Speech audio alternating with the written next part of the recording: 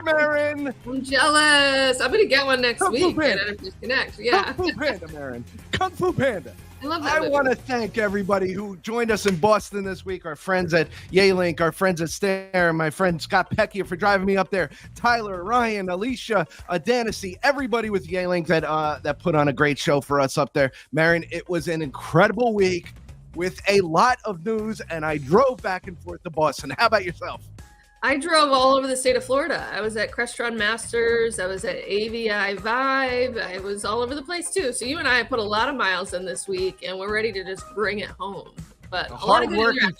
Yeah. The hard work is done with your shoes, Michelle. All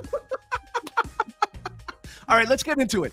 We did a work study index. We always talk about the work study index, and we have a new one. The research habits and how to build AI. Now, what did we do? We asked 1,300 Copilot users about their effectivity. Now, productivity is hard to measure, Mehryn, and how are you going to measure your effectiveness? Well, what we found was the magic time savings, 11 minutes a day. 11 minutes a day is where people see the value of AI. That is such a small I can't even drink coffee in 11 minutes, Mehryn. It seems like a small number to those of us that have been using Copilot. I've only been using it for 4 or 5 months, but obviously it shows the increase over time in productivity. Obviously, it's a muscle, it's a skill, you learn how to use it, but the more effective you get at prompting and learning and getting familiar with the tools, the more productive you get. So you're getting over that curve. And it's nice to see some trends behind it. I think I am personally a huge fan of the work trend index. I love it. Kung Fu Panda, Mehryn. Kung Fu Panda. Also, podcast release, Mehryn. Yeah, I'm a huge podcast nerd. Because I was driving all over the state of Florida, I actually had a chance to catch up on 2 episodes. I found out Work Lab podcast is back for season 6. So if you have not heard about that, highly recommend. I was a big fan of episode 1. Basically talking about AI and how it changes our communication habits. And as you might think, AI might lower our communication habits. It's actually improving them. So I thought it was really interesting discussion. And then also somebody from Microsoft HR getting in how to solve problems in a world where you don't actually have a solution. So all about change management. I thought it was cool. I see our friend John Minton from Red Thread is there. I actually got a tour of his office while I was in Boston as well. John, thank you for that. Incredible space up there. All right, Mehryn. So Partner Center Technical Corner. They put out a blog this month. It has to do with a lot of the demo tenants and enforcing MFA. If you have a demo tenant, please go read this blog. We'll give you the link. We'll give you everything. But it is important to read this blog and understand exactly how Microsoft is dealing with the demo tenants and everything else right now.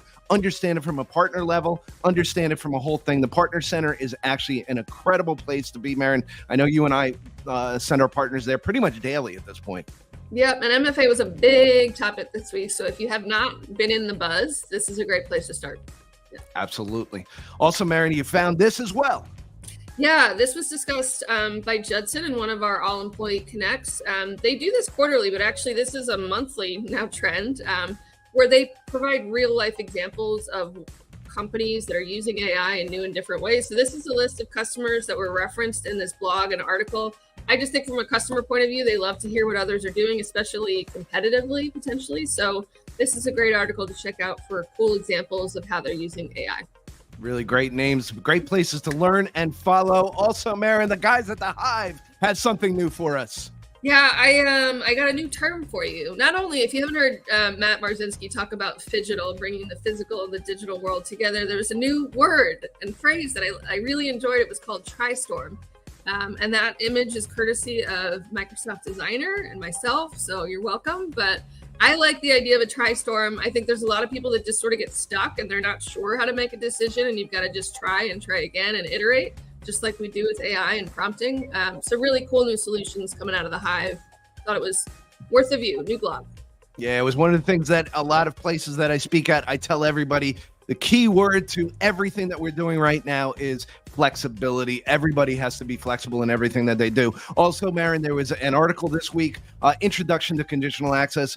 I want to say that I know a lot of these terms get confusing. I know a lot of people may not know all of these terms, but let's start at the basics. Let's make sure that everybody knows it. I was excited to see an introduction to conditional access and a get started with security course that was inside of this blog. Go check it out if you want it more. Also, our friend Tracy Herr actually posted a video about Teams Rooms Phone Summit using Intune when deploying Teams phones. Now, this goes for Teams Rooms as well.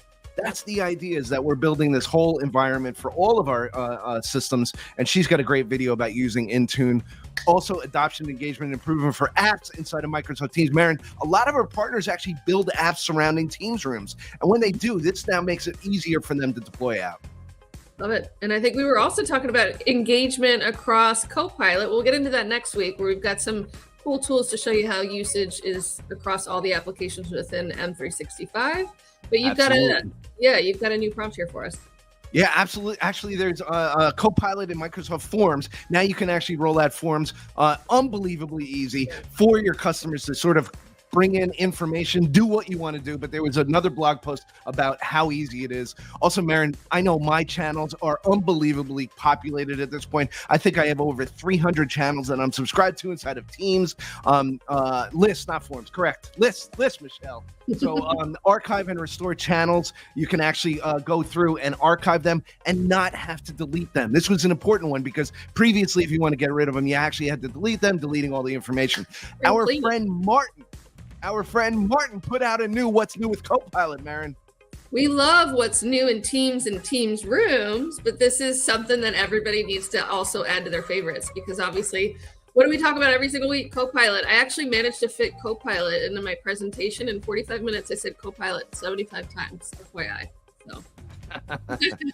Now it's time to go ahead and talk about a question that is for your badge. If you have not taken your badge yet, go get your sales badge. But what is the name of the report that summarizes issues and remediation steps taken and makes it easy to quantify the productivity impact inside of the Pro Portal report itself? So, Mehryn, a lot of people say, all right, well, I'm going to put in the room, what kind of value am I getting from it? We're going to give you that value. But which report is on here that actually gives you that value, Mehryn?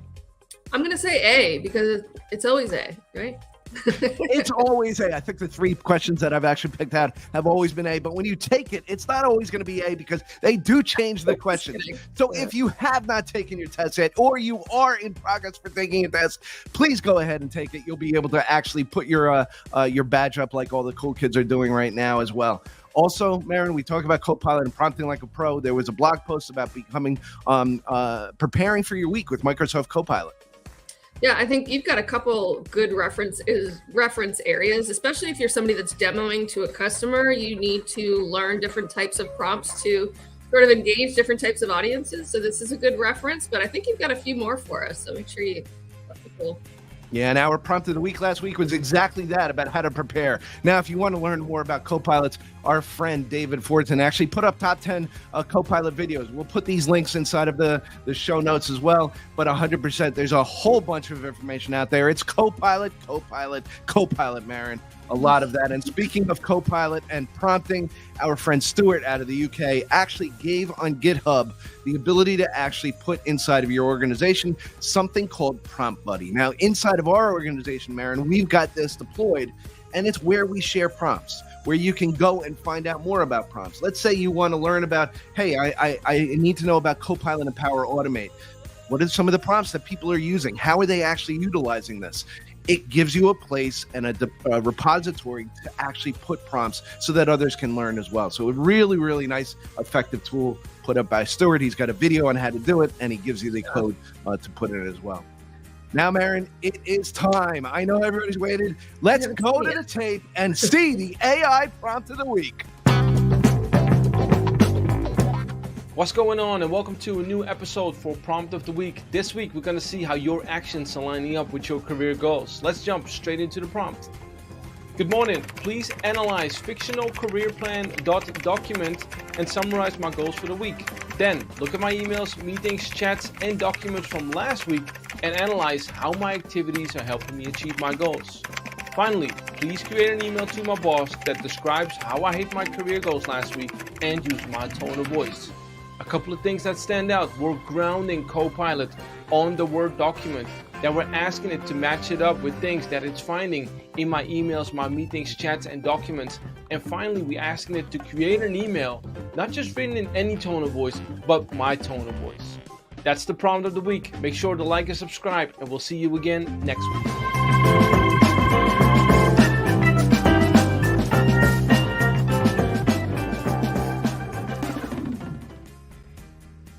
$11 minutes, Mehryn. 11 minutes.